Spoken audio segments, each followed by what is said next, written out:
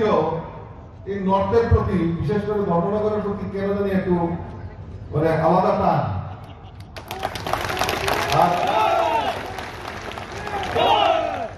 আরেকটা গোপন কথা বলি আপনাদের, কেউ বলবেন না, কিন্তু কাউকে বলবেন না, কিন্তু মাননীয় মুখ্যমন্ত্রী আর আমাদের বিশ্ববন্ধু সেন মহোদয় তারা একসঙ্গে পড়াশোনা করেছে।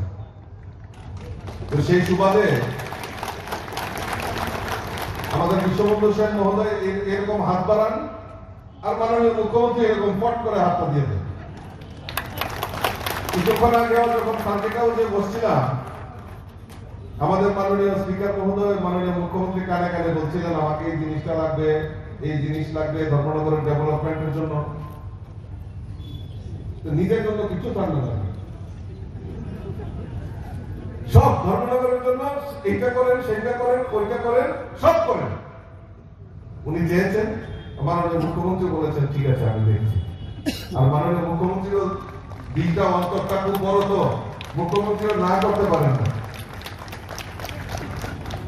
যে কথাটা বলছিলাম বন্ধুরা, যে বিকশিত ভারত সংকল্প যাত্রা মোদীজি, কারণ ভারতবর্ষের যশস্বী প্রধানমন্ত্রী আছে বলে